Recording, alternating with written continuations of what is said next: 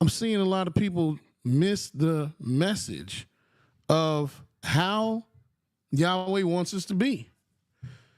And what does Yahweh want us to be? Yahweh wants us to be this. And I want to remind you what Yahweh wants us to be, because it's part of our covenant, what Yahweh agreed with us. Last week we discussed Yahweh's covenants, how the faith of the children of YisraEL.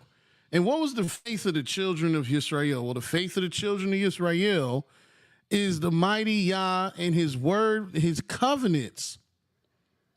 Our faith is established by the covenants of the Most High. We went over the covenant of the law last week, because this month, this third month, it is the month in which Yah gave us the covenants of Yah, his laws, his 10 commandments. Even in this third month, Yahweh gave us the 10 commandments and the law. And many people following the Jewish calendar and the Jewish man, many people will start to celebrate what is called Shavuot, Chag Shavuot, or the Feast of Weeks, because the Jewish man has reported that this is when Shavuot should be celebrated, because this is when the Creator gave us the 10 commandments. And one thing they're right about, the third month is when the Creator gave us the 10 commandments, but this week is not when the Creator gave you the 10 commandments. According to the Jewish man, Shavuot is to be celebrated according to the day and time that Yah gave us the 10 commandments. And this is not the actual day and time. That particular event happened in the third month on the second day of the month. And the Jewish calendar is not according to the word of Yah. It's according to the understanding of the Judaic religion. But what we're teaching you today, we're teaching you how to be holy according to the word of Yah. We are the children of Yisrael. And we're going by the word of Yah, not by the word of the Jewish man. So Shavuot is not because of when Yahweh gave us the 10 commandments. Shavuot is actually connected to something else that we will show you in the time to come, what Shavuot is actually connected to. Nevertheless, it is still important to acknowledge and regard the 10 commandments and the covenant that Yahweh made with us, that the 10 commandments establishes the covenant of the law, one of Yahweh's 7 everlasting covenants. And I would also like you to understand that if you are not or have never heard of the 7 everlasting covenants by the Almighty Yah, if your mores, if your rabbis, if your ministers, if your pastors or preachers, if your Kohanes or Nasim, if your SARs have not shown you the 7 everlasting covenants, it's because they are not aware of the secret of the Almighty.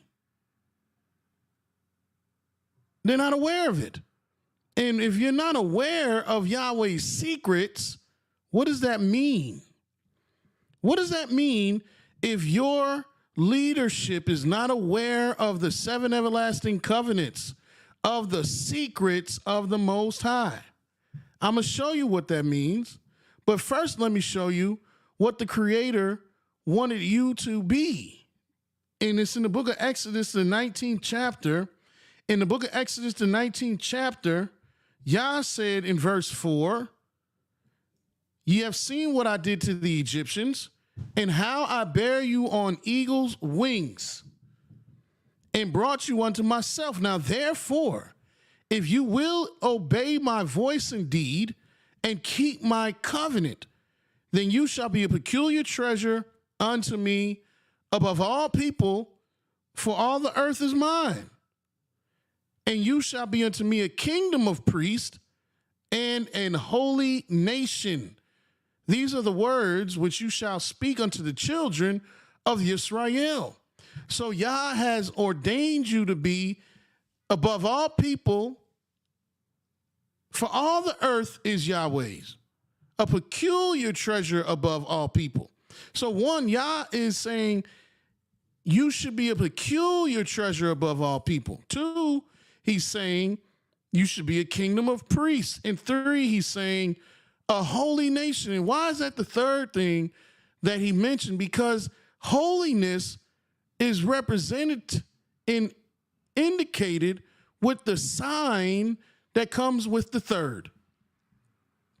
We're in the fourth day of the week, but it's the 17th of the third month.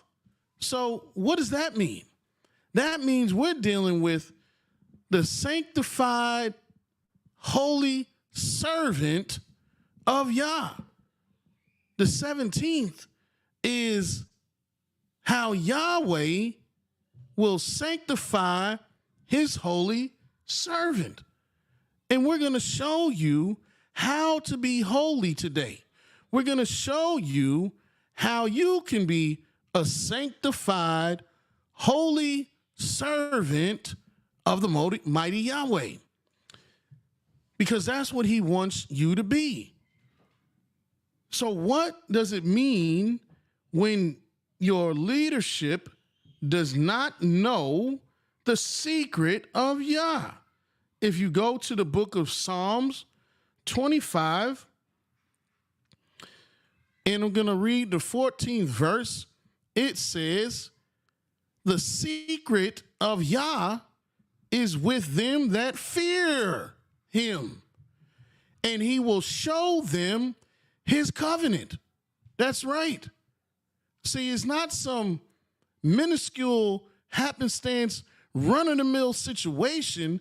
If your leadership, the people you call your teachers, are not showing you the covenant of the mighty Yah, if they're not showing you the covenant of the mighty Yah, that's because it hasn't been shown to them. And why hasn't it been shown to them? It hasn't been shown to them because they don't know the secret of Yah. And if they don't know the secret of Yah, it's because they do not fear him enough. That's right. So we need to do a inventory of what we're listening to. But what we're going to show you on Gather YAH'S Saints, we're going to show you secrets, as my teachers have shown me, as the mighty Yah has shown me.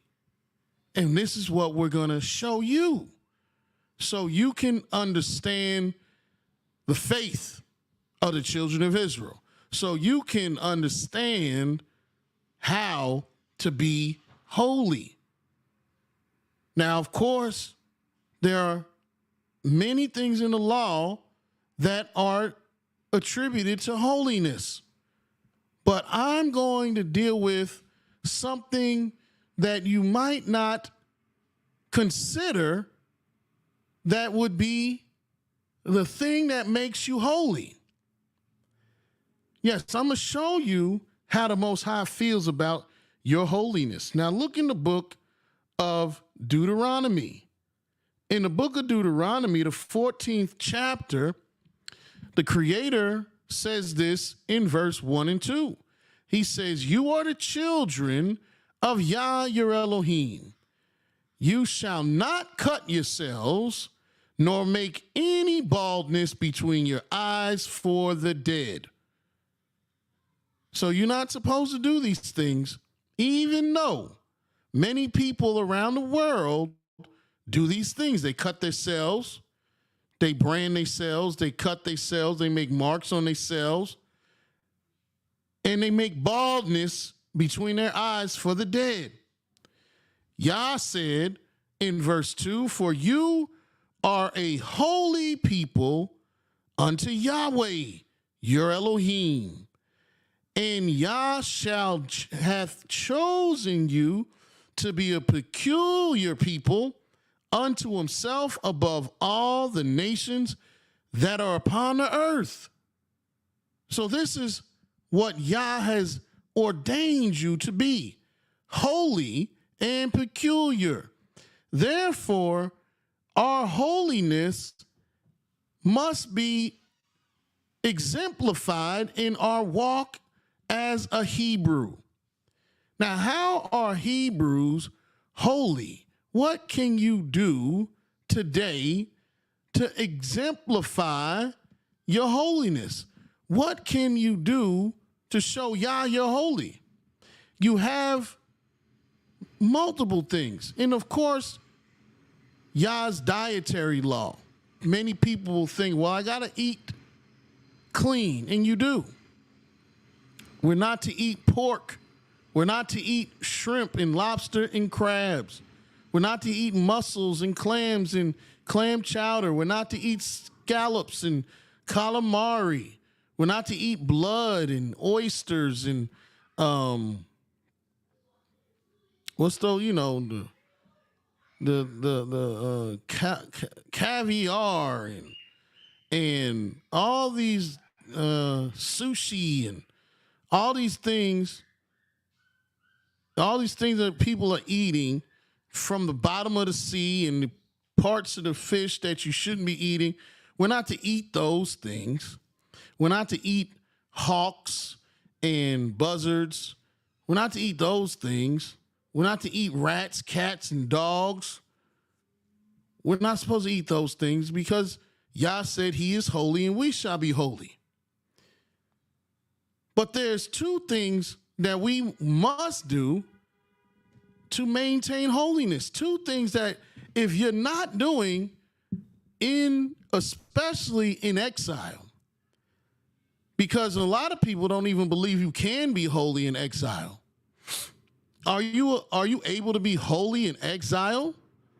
A lot of people don't think you can be holy in exile. But if you look in the book of Daniel, great example, in Daniel, the first chapter, verse 8, it says, but Daniel proposed in his heart that he would not defile himself with the portion of the king's meat, nor with the wine which he drank. Therefore he requested of the prince of the eunuchs that he might not defile himself. So Daniel, he stayed away from things that would make him unholy. Daniel prayed 3 times a day. Daniel upheld the law of Yah in exile. So can you uphold the law of Yahweh in exile? He said we're a peculiar people. If you look in the book of Esther, for instance, in the book of Esther,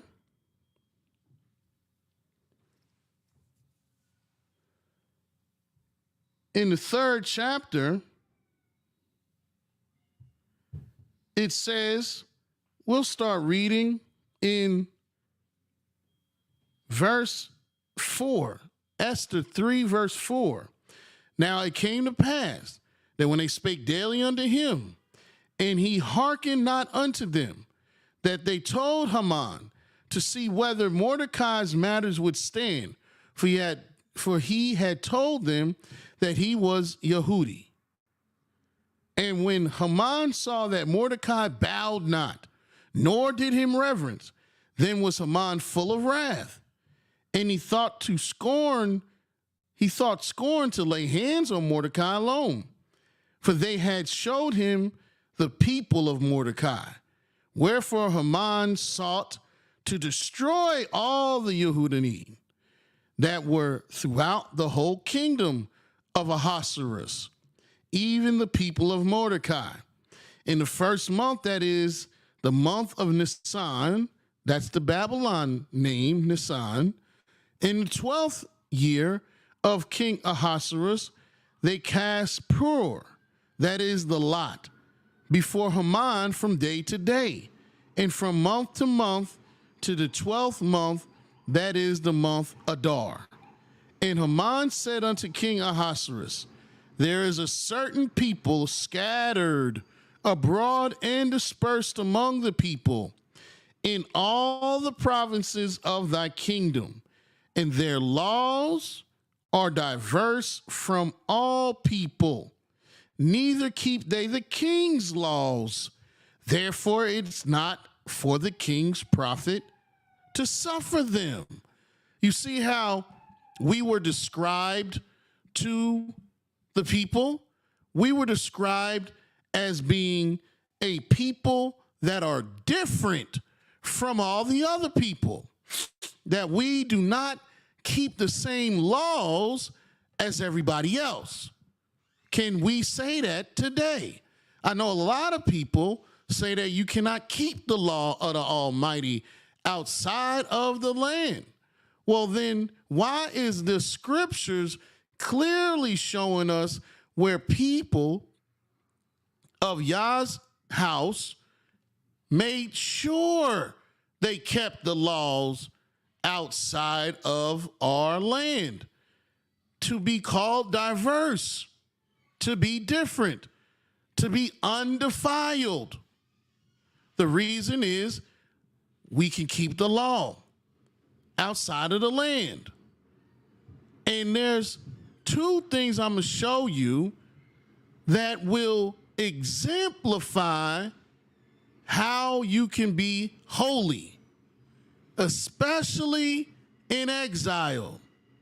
How you can be holy. And let me show you the first thing of how you can be holy in exile. And you go to the book of Shemot, which in English would be Exodus. And you go to the 31st chapter, Exodus 31. And we're going to begin reading at verse 12. Exodus 31 and 12 reads, and Yahweh spake unto Moses, saying, speak thou also unto the children of YisraEL, saying, verily my Sabbaths shall ye shall keep, for it is a sign between me and you throughout your generations, that ye may know that I am Yah, that does sanctify you. You hear what he said? He said, you must keep the Sabbath throughout your generations, that you may know that I am Yah, that does sanctify you. And that's how you become holy, by being sanctified. And the Creator uses the Shabbat day to sanctify you, to set you apart, so you can be maintained in the holiness that Yah has ordained. So you must keep the Sabbaths. And I know what scorners say. You can't keep the Sabbath outside of your land. But in the book of Leviticus, the 23rd chapter. So you have to keep the holy Shabbat to be holy, even in exile. But in the book of Leviticus, the 23rd chapter, verse 1, it reads, and Yahweh spake unto Moses, saying, speak unto the children of Israel, and say unto them, the feast of Yah, which you shall proclaim, holy convocations, even these are my feasts. Verse 3, as I told you, the third represents sanctification. The third represents Yah's holy servant. And in the third verse, it says, 6 days shall work be done, but the seventh day is the Shabbat of YAH, or of rest, and holy convocation.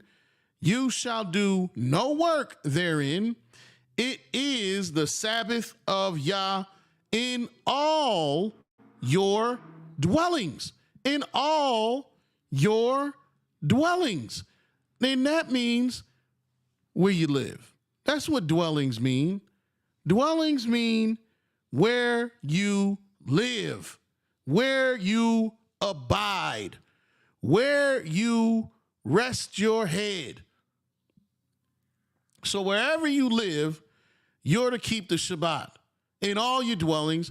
And wherever you live, you're to have a holy convocation. Wherever you live.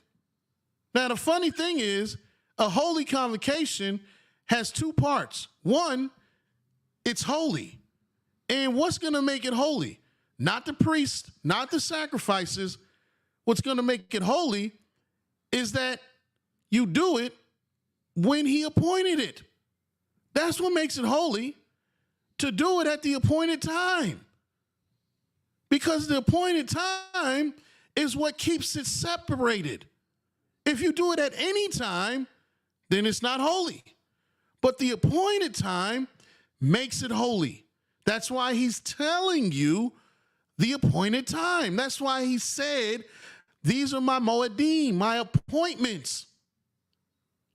He wouldn't have told you his appointments if they weren't going to keep something in its proper place and set apart so that it can be holy. So the first part of it being holy is that it must be done at the appointed time. The second part of it being holy, of this convocation or of this Shabbat, is the convocation. It's a gathering. So you have to have a gathering at the appointed time. And you should have it at an appointed place. And the thing is, in order for you to have this gathering, yes, that means you need to have it with other people. And this is what brings me to the book of Jeremiah, the 29th chapter. See, the things that we're not doing is figuring out how to do the law. Yah wants us to keep his holy covenants. And the Shabbat day is a holy covenant. It's the third everlasting covenant. It's appointed place in how the Most High has appointed the third everlasting covenant, meaning it comes up in the space of three, in the time and space that is in the third order, because it's holy, because it's sanctified.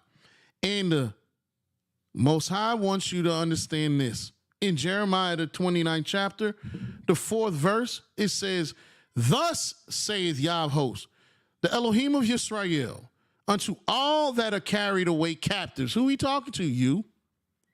"Whom I have caused to be carried away from Jerusalem to Babylon. Build ye houses." So why aren't you building a house? Why aren't you doing that? "And dwell in them." Meaning, build ye houses and live. Build ye houses and dwell in them. Well, didn't he say keep the Shabbat in all your dwellings? Build ye houses and dwell in them. Plant gardens. What are we doing? Are we playing gardens? Or are we talking? Are we building houses? Or are we talking? Build ye houses and dwell in them, and eat of the fruit of them. Take ye wives. It don't say anything but keep in order. Take ye wives and beget sons and daughters. This is how you build a house. By getting married and having children, and take wives for your sons. It doesn't say take husbands for your sons. It doesn't say that. And give your daughters unto wives. It don't say that. It say give your daughters unto husbands, that they may bear sons and daughters, and that they may be increased there and not diminished, and seek the peace of the city, whither I have caused you to be carried away captives, and pray unto Yah for it, for in the peace of thereof shall you have peace. Why are we not doing that? This is what we should be doing. And if we did this, if we came together and did this, if we built our houses, if we were getting wives and having children and giving our children to husbands and wives, you build a community. This type of community, you keep a holy convocation. You keep the laws in this community. This is what Mordecai did. This is what Daniel did. This is why they were pointed out as a people that's peculiar, because they separated themselves. They kept themselves separated.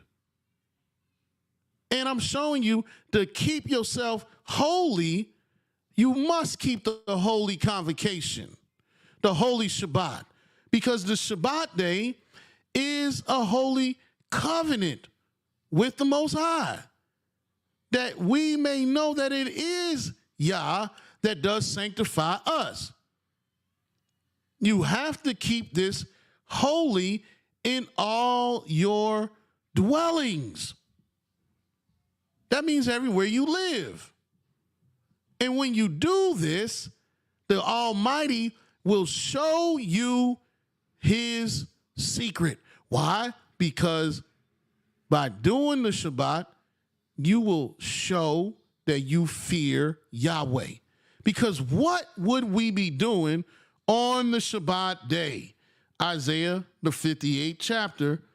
This is what you would be doing on the Shabbat day if you keep it holy. Isaiah, the 58th chapter, verse 13 reads, if you turn away your foot from the Shabbat, from doing your pleasure on my holy day, and call the Shabbat a delight, the holy of Yahweh, honorable, and shall honor him, not doing thine own ways, nor finding thine own pleasure, nor speaking thine own words. So on the Shabbat day, it's a day that you not only rest from your labors, it's also a day you rest from your vanity. It's a day you rest from your vanity. You don't have to do your vanity on the Shabbat day. You don't have to scroll hours and hours on TikTok. You don't have to worry about if she likes you. You don't have to worry about your car or your clothes or anything. Just call the Shabbat a delight and the holy of Yah. And don't do your own thing, but do what Yahweh has commanded you to do. And what has Yah commanded you to do on the holy Shabbat day? He commanded you to have a holy convocation. And what should you be doing in this holy convocation? Undoubtedly, you should be praying to Yahweh for peace. Undoubtedly, you should be magnifying the law of the Most High. You should be talking the word of Yah.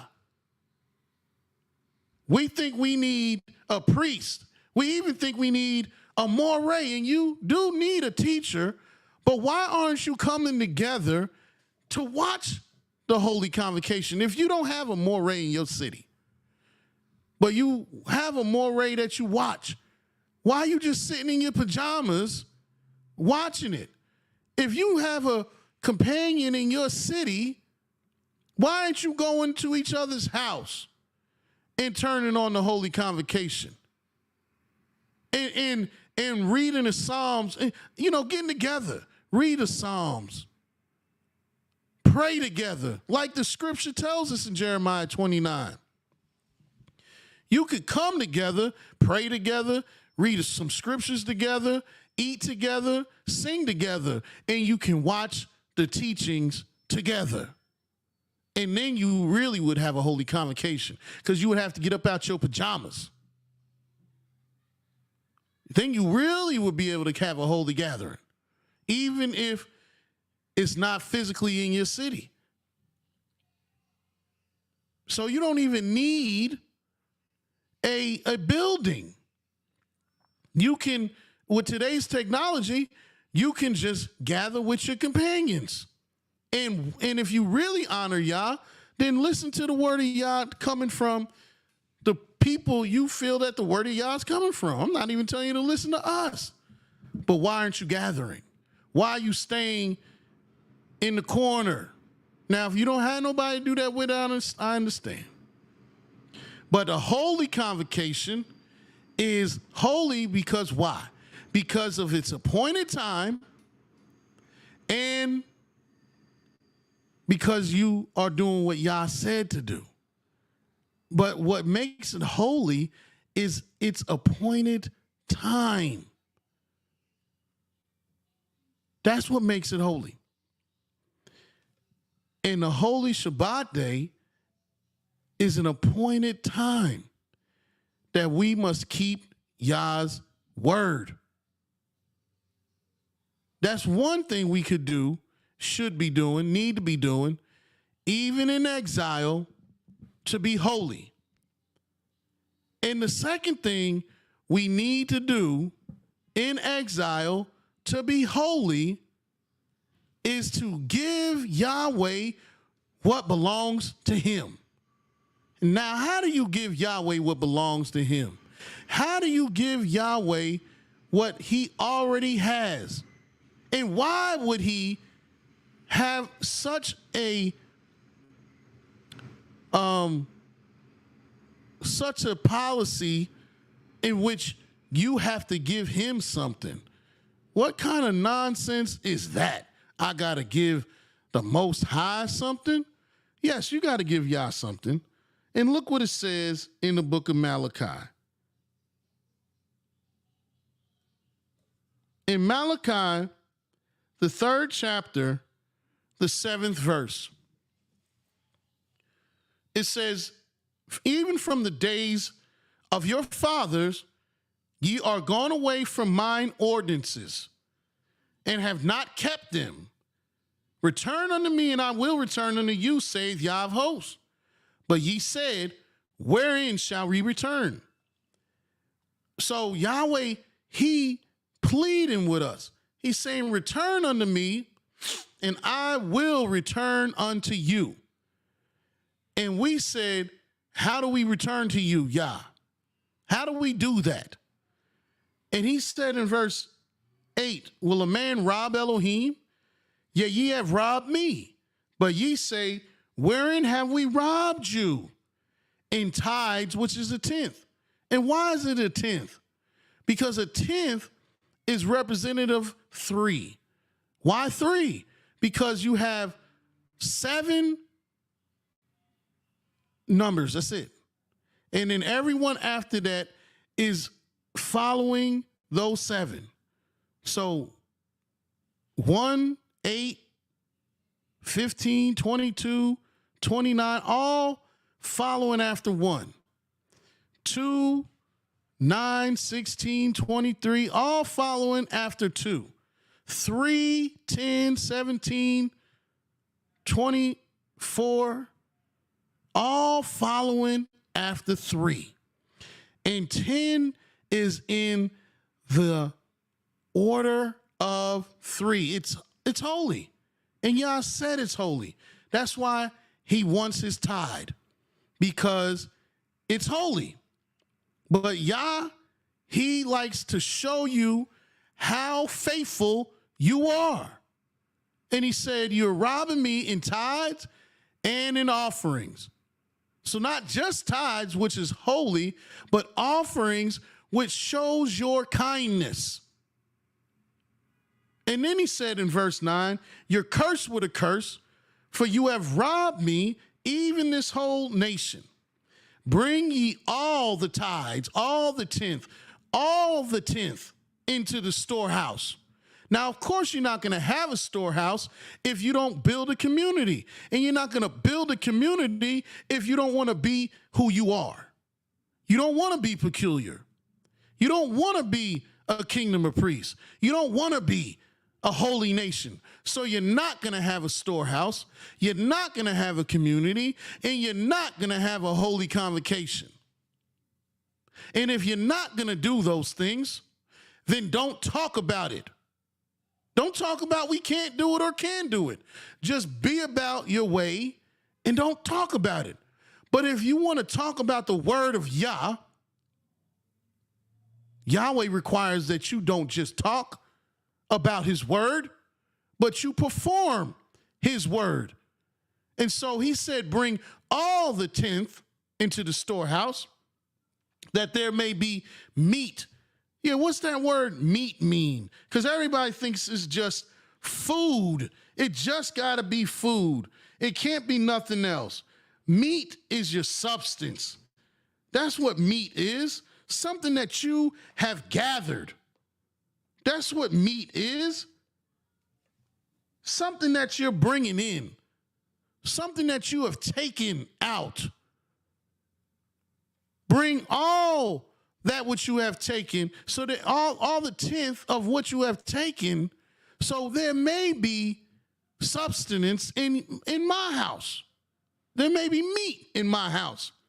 And prove me. That's why he gave you this tenth. To see if you're faithful. To see if you're faithful. To see if you believe Yah. Because this is the one thing he's saying, to prove me now herewith, saith Yahweh of hosts, if I will not open you the windows of heaven and pour you out a blessing, that you shall not have room enough to receive it. Do you want a blessing? Or do you want to just say that you bless while you actually cursed? Do you want to be about what you talk about?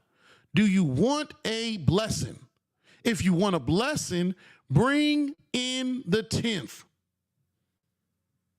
Bring in the tenth if you want a blessing. Because Yahweh is letting you see how faithful you are.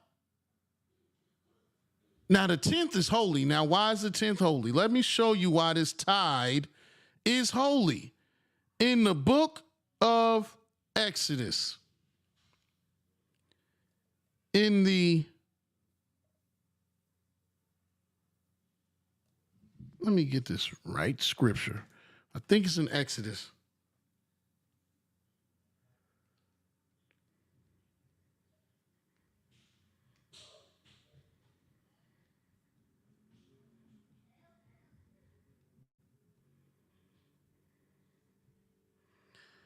No, Numbers, I was wrong. Let's go to the book of Numbers, the 3rd chapter. In the book of Numbers, the 3rd chapter, and we're going to start reading in verse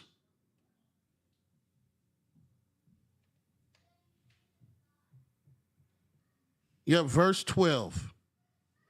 And it says in Numbers, the 3rd chapter, verse 12. I'll start at verse 11.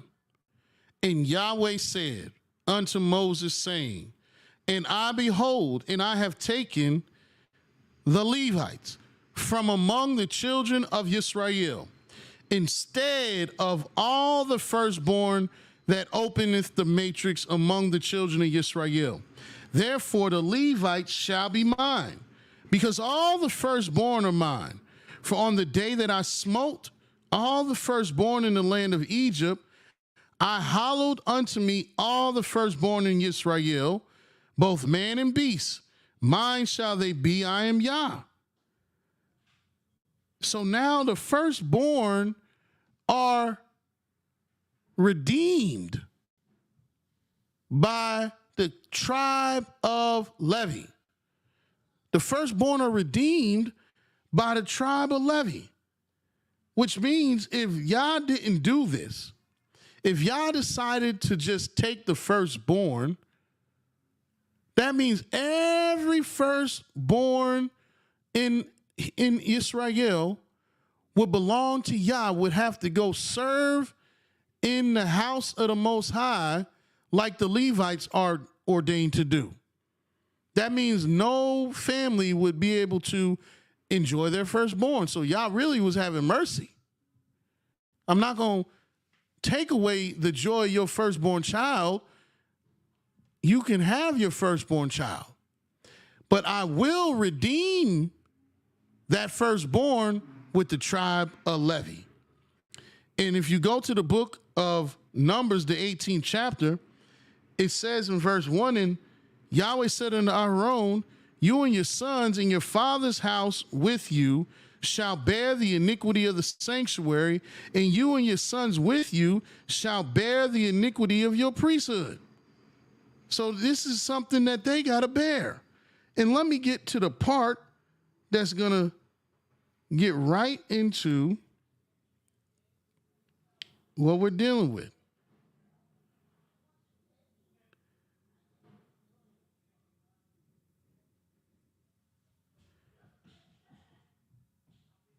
Go to verse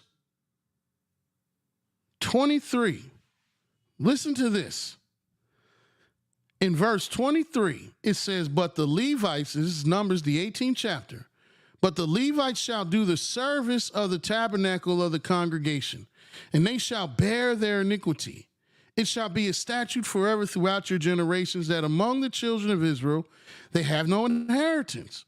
But the tithes of the children of YisraEL, which they offer as a heave offering unto Yah, I have given to the Levites to inherit. Therefore I have said unto them, among the children of Israel they shall have no inheritance. So what does this mean? All the tithes, it goes to the Levites. They're one of the recipients of the tithe. And Yah said in verse 25 unto Moses, saying, speak unto the Levites and say unto them, when you take of the children of Israel the tithes, which I have given you from them for you in inheritance, then you shall offer up a heave offering of it for Yah, even a 10th part of the tithe. Meaning, even the Levites had to give a tithe. And why did the Levites have to give a tithe? Because the 10th belongs to Yah. So not only do the children of Israel have to give a tithe, but the Levites had to give a tithe. And they're the ones that receive tithes. Because all 10th belongs to the Most High. And he is checking your faith with the 10th. Are you going to do the law according to the 10th? What are you supposed to do with the 10th? You're supposed to give the 10th to the Levite, the stranger, the fatherless, and the widow. Those are your afflicted. Those are your poor in your community. That's who the tithe belonged to. Look what it's saying, Deuteronomy 14, verse 28. At the end of 3 years. And why at the end of 3 years? Because the third is holy. The third is sanctified. This is how you exemplify your holiness. At the end of 3 years, you shall bring forth all the tithe of thine increase the same year, and shall lay it up within your gates. And the Levite, because he has no part nor inheritance with you, and the stranger, and the fatherless, and the widow, which are within your gates, shall come and shall eat and be satisfied, that Yah your Elohim may bless thee in all the work of your hands, which thou doest. Now the Most High told us that if we want to return unto him, that we got to bring the tithe into the storehouse. But you in captivity. you in exile, and you didn't build a storehouse because you didn't think that you could keep the Shabbat in the exile. Because if you keep the Shabbat holy, you're going to understand that Yah needs his own place to get praise. Why do you think we build sanctuaries? Because Yah needs his own place to be set apart to give him his praise. And when you have that place, you're going to need what? You're going to need money. You're going to need chairs. You're going to need heat. You're going to need air. You're going to need food. And what's going to provide that? The tithes and the offerings. Look what it says in the book of Proverbs, the 3rd chapter. This is how you be holy. And of course, many people are going to disagree with what I'm saying. And why? Because Yahweh using this to test your faith. He wants to see if you're faithful. Do you believe him? Or do you think that Yah is just blowing smoke? In the 3rd chapter of Proverbs, verse 9, it says, honor Yah with your substance and with the first fruits of all your increase. So shall your barns be filled with plenty, and your presses shall burst out with new wine. This is how you get blessed, by blessing those that need. This all is a show of holiness. Yah's holiness is not just being in white garments and singing hymns. Yah's holiness is doing his word. You set aside that Shabbat day at the time appointed, and you give Yahweh his honor. And once you see that that Shabbat needs to be honored, you're also going to see that these laws need to be honored. And we need to give Yah his 10th. And we need to take that 10th and we need to apply it to the people that need it. We need to do the work, and that will show forth the holiness. That's how you be holy. That's how you show forth your good, righteous works to the Most High. When you put the action to the words, when you put literally your money where your mouth is, put your substance where your mouth is, you can keep the Shabbat holy, because you need to keep it at the appointed time. And don't defile it, meaning don't go to the appointed place.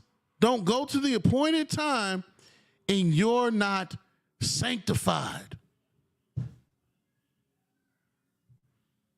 And you can be defiled by being unclean, having unclean thoughts and all that kind of stuff. And bring forth your substance to honor the Most High, so that we don't just meet on the Shabbat, so that every week we can say, look at the fruit we brought forth. Now let's go be holy and find the fatherless and the widow and the stranger. And you don't know who the Levite is today, so just give it to the fatherless, the widow, and the stranger. And what Yah said about the Levite, the things he said about the Levite, you're almost guaranteed to be giving it to them too. Just follow the word of the Most High. And then you'll be holy. That's how you could be holy. That's how we exercise in holiness. And that's how we uplift the Most High's name and exalt him in holiness. Praise the mighty Yah. Yah is righteous. Yah is holy. And let Yahweh forever and continually be magnified. And go to our website, gatheryahssaints.org. Subscribe to our YouTube, share our pages, and if you have the willing heart, go ahead and support our program. You can get to our support pages by clicking on the link below. And you can get to our website by clicking on the link below. And you can call us by calling the number below as well. So until next time, Yahweh loves you very much, and so do I. Praise the mighty Yah. Shalom, shalom, shalom.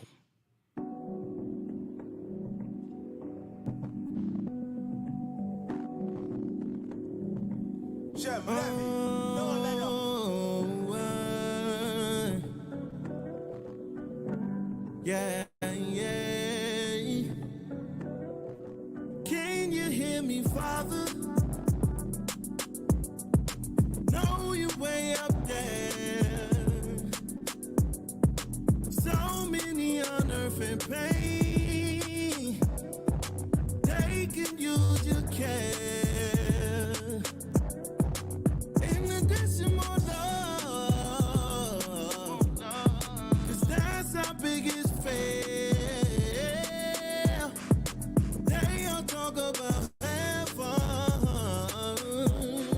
but we need you right here. You can feel it shift around. The world moving different now. Time is going faster. Only one way to live righteous.